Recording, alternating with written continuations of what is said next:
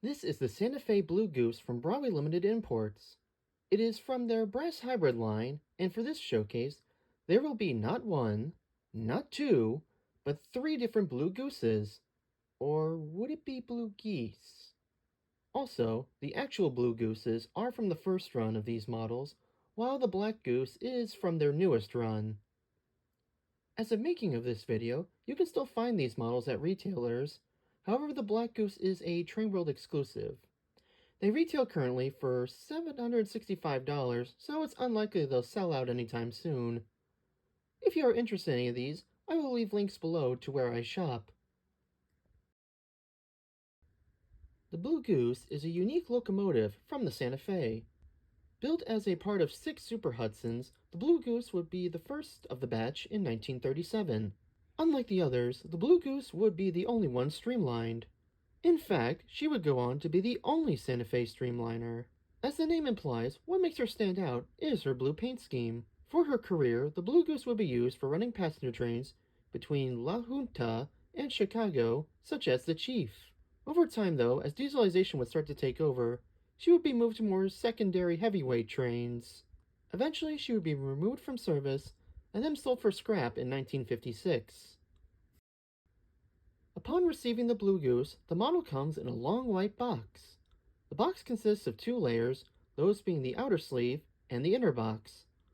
On the outer sleeve, in the front, we have the brass hybrid logo. As for the top and bottom, both have the Paragon 4 logo and electronic info. And on the back, we just have some general info. On one side, we have the BLI logo and address. On the other side, we have the loco info. To access the inner box, you just have to pull the sleeve out from either the left or right side. Inside, you have the loco secured in a clear plastic container, which can be pulled out. Underneath, you have a little sleeve that can be pulled out, which contains the manual and a sound effects sheet. There is no parts diagram included, but is available on BLI's website. After taking out the loco, you have a plastic funnel for the smoke fluid, and on the top, inside, we have a little speedometer. Like most locomotives nowadays, the locomotive comes in a clear plastic case. To open, first slide the clear sleeve off, and while doing so, the 2 plates securing the sides of the locomotive will come off. Next, just pop the tab open and lift the top off, and you can access the locomotive. As stated before, for this showcase, there will be 3 paint schemes. To start off, we have the as-delivered/final version. The boiler of the locomotives and top half of the tenders is painted in a robin's egg blue. Also on the boiler, we have the builder's plate printed on the front. The skirting is painted in a slightly darker shade of blue with a silver stripe in the center. The bottom half of the tender is also painted in the same blue. Also on the stripe, we have the loco number printed in black, and on the loco and on the tender, we have the Santa Fe printed in black. The under part of the early locomotive is painted in what can be clearly described as a navy blue. As for the later version, the underbody is the entirely same color as the skirting for the loco and the tender.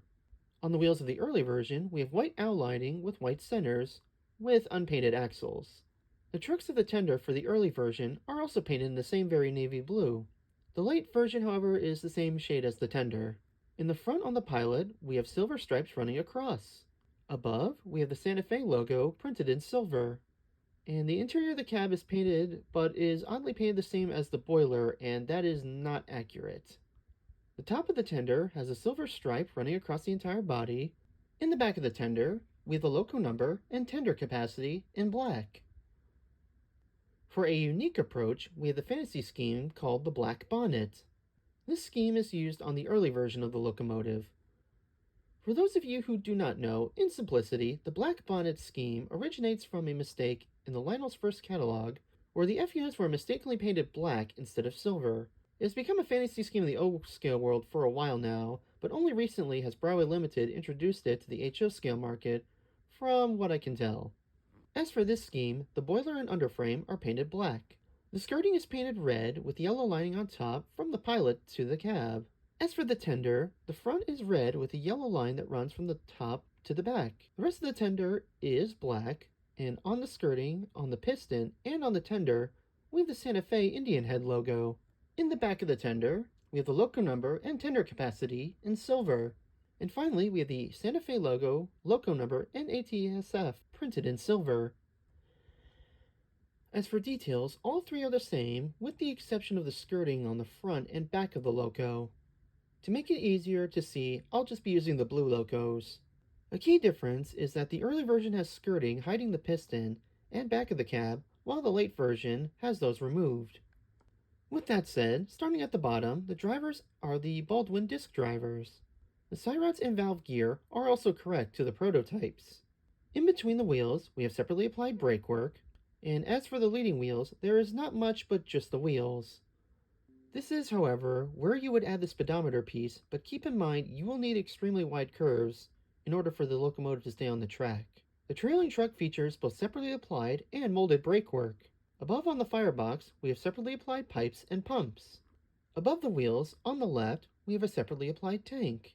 As for the pistons, there isn't really a whole lot except just some molded bolts and plate work. The skirting in between has molded rivets, with the back end having holes cut out. These are for the crew to be able to move up onto the walkway. The top of the walkway is also etched. Moving up to the boiler, we have separately applied metal handrails on each side. Also on each side are these covers with an actual chain. As for the boiler, on the right, both locos have the throttle lever and a whistle with a cord. There is a slight difference as the early one has a valve in the back and the later version has this removed and an extra pipe in the front. As for the left side, there is a major difference between the two. On the early version, we have valves pointing out in the front, a pipe running along the deck, and a few pipes in the back. On the later version, we have the valves and pipe removed, and instead have a bunch of exposed pipes across the boiler. The top of the boiler has molded hatches and paneling. There are also etched vents in the back. Separately applied are the safety valves, and along with that, the safety valves on the early version have paneling around them, while the late version has the paneling removed. In the front, the streamlined nose is currently smooth from the top to the bottom. In the center, we have a working headlight. And below, we have a handrail, and the Santa Fe plate is a separate part. The pilot has a drawbar, but it cannot move. And the door for the coupler is also molded in, so it will not open. Above, we have an etched vent and two non-operating marker lights. Now there is no bell on this model, but if there was, I believe this would be the behind here, based on the unstreamlined Hudsons. I do also want to point out that the bars on the top vent are a little thicker than prototypical, but it is a minor thing. The smokestack is also different between the two, as the early version has a shorter smokestack, while the later has the Santa Fe extended stack. All the way in the back, the cab has separately applied handrails above the windows. Also above the windows, we have what appears to be a shade panel. In front of the windows, we have what I believe may be some kind of wind guard for the engineer. As for the windows themselves, we have the back window open, with the following front having a clear plastic window. In front of the cab, we have two windows with a handrail on top. The top of the cab has two molded vents, with the deck light in the back. Inside the cab, we have factory-installed crew, plus molded and separately applied controls. In between the loco and tender, we have a movable deck plate. Moving to the tender body is loaded with rivets around the body. In the front, we have these separately applied valves on the right, and on the left, we have these little steps for crew to get on top of the tender. In the center, we have what appears to be a large toolbox, and underneath, we have a deck plate with a tank underneath. In the back, we have a separately applied ladder and handrails. On the top, we have the rear red light. Below, we have separately applied brake work and hoses. On the top, we have separately applied handrails, hatches, and boxes. Also underneath the skirting, we have individual braces. And finally at the bottom, the trucks have molded detail, and in between is a box. Now the locos I have are DCC and sound equipped. For sounds, we have 4 whistles to choose from, those being 3 options from CV224 and the alternate whistle, which is F22.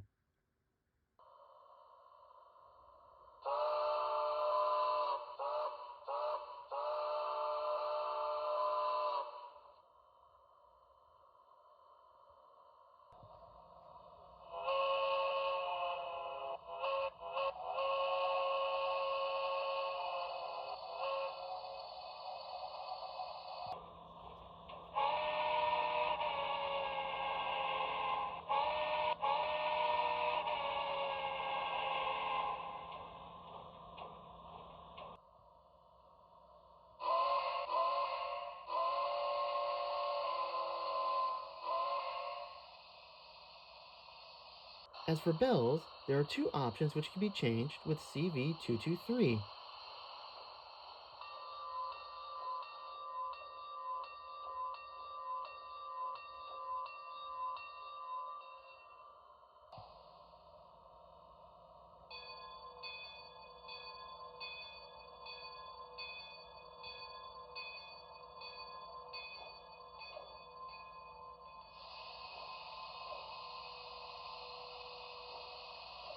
There's also a few other sound effects, such as the grade crossing F13,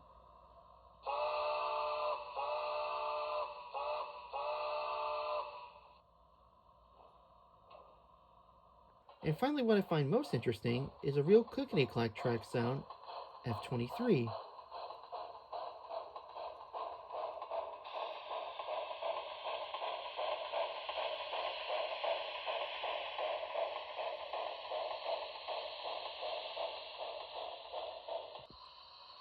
As for lighting, the locomotive has a few options. In the front, we have the headlight,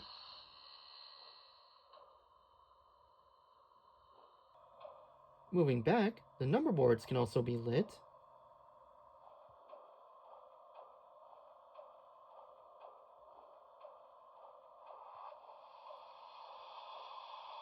in the cab, we have a cab light,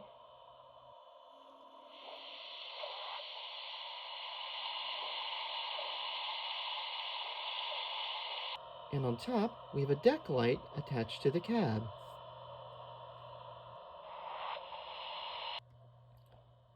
As for the tender, we do not have a conventional light, but a red light that does not turn on when reversed. It can be turned on though using F20.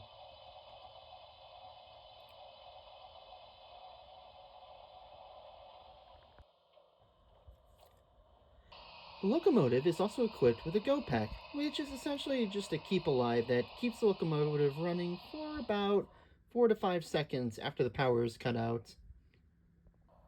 And finally, the locomotive comes equipped with a working smoke effect.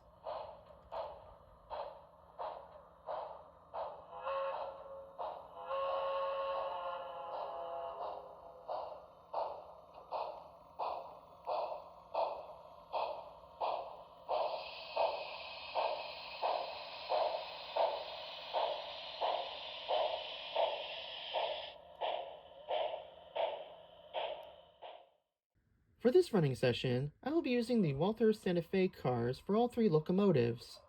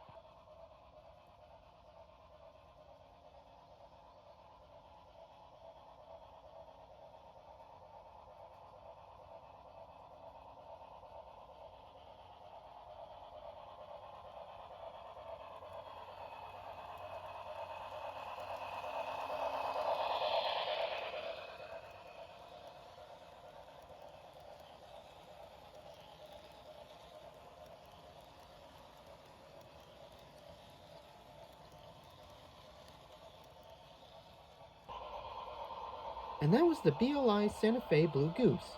It is definitely, in my opinion, the best blue goose you can get on the market in terms of value. As stated before, if you are interested in this loco, I have links down below.